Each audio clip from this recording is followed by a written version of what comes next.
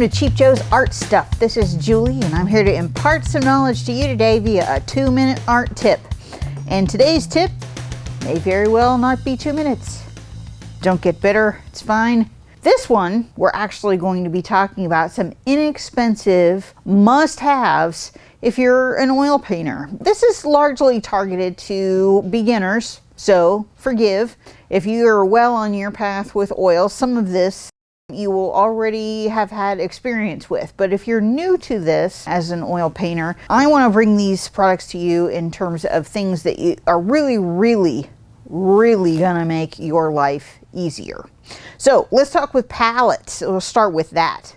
I have this POSH brand glass palette. This one is gray. It has these rubberized feet, so like when it's on your art table and you're mixing color, it's not gonna like hop around a whole bunch. I really love it, and the gray color is great because it's kind of a neutral for your color to sit on. So when you have like a white palette, sometimes your whites or your really soft tones, like, you know, bright, a little bit off whites, kind of get lost. And with this gray, it's really easy to see where you are tonally and stuff like that.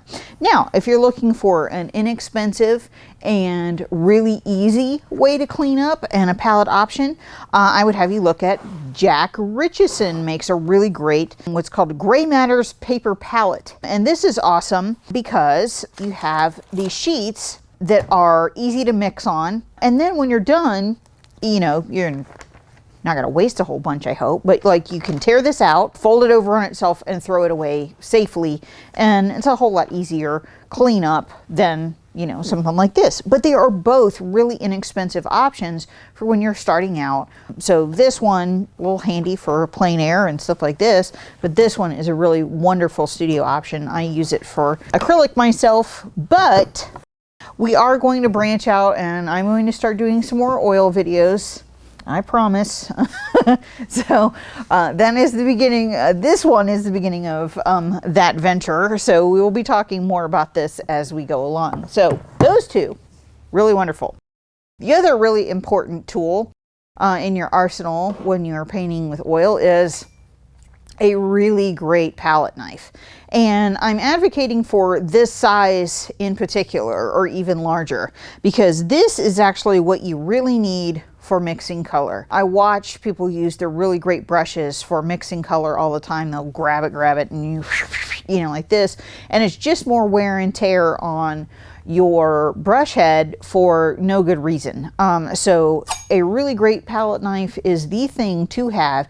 It will pay for itself time and time again in saving your brushes for the painting, not for the mixing. So this is a must-have tool, just a couple bucks, so worth it. Then great canvas options, and I would encourage you to look outside like the typical stuff.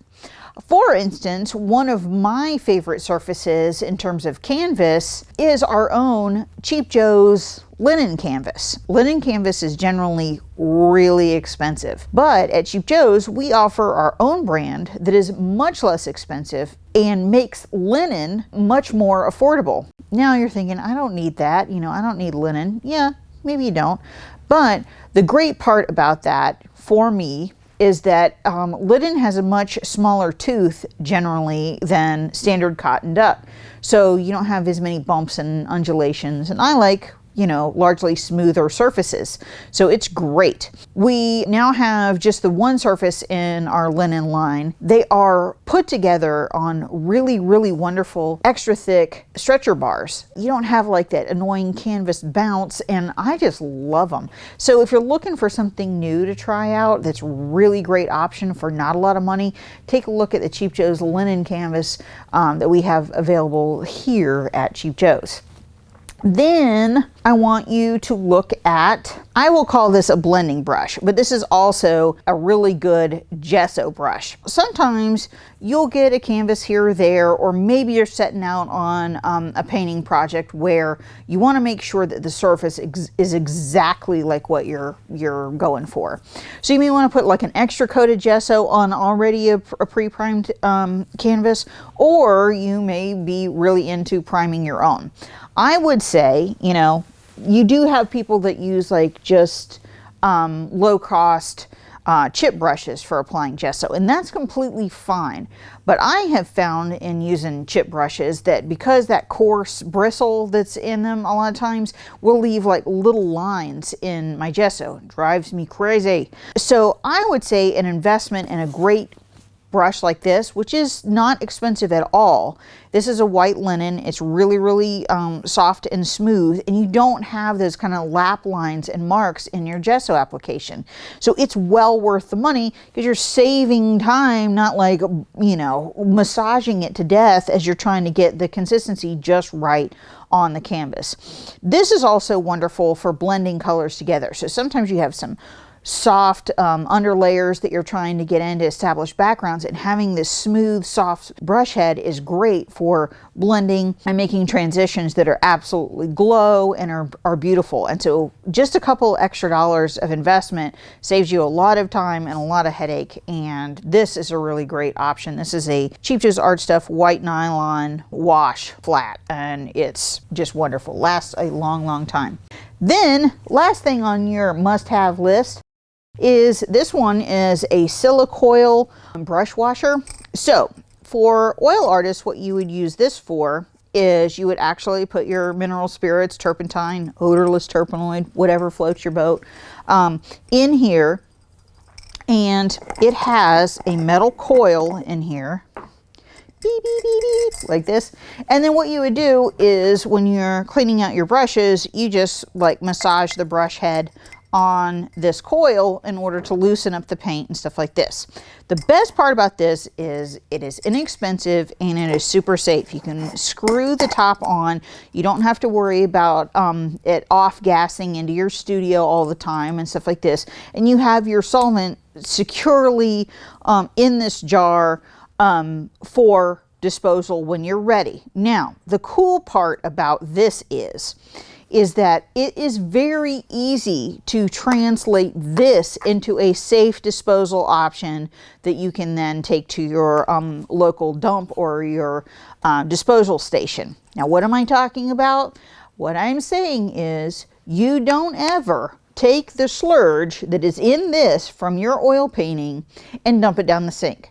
That is not kind to the environment. It's not kind to your neighbors. What you need to do is when this gets all gross, you would actually unscrew this, take out the coil and wash it with mineral spirits and stuff like that. And then set that aside and then dump all of this into like another jar, like a mason jar or used jelly jar, something like that. And then you take that yucky stuff to your local disposal station and have them dispose of it for you safely. That is a safe way to deal with this. It's a very, very inexpensive option for a brush washer and a thing to keep your solvents in and stuff like that. So take a look at all of these products. We have tons and tons of options for you to choose from. These are just a few. Feel free to contact our customer service department with any questions. They'll be glad to help you out in making your selections and stuff like this, or visit us at any of our retail locations where our happy, cheerful staff will also be there to answer your questions and help guide you. Hope that this is helpful for you guys, and thanks for watching and hope that you enjoy.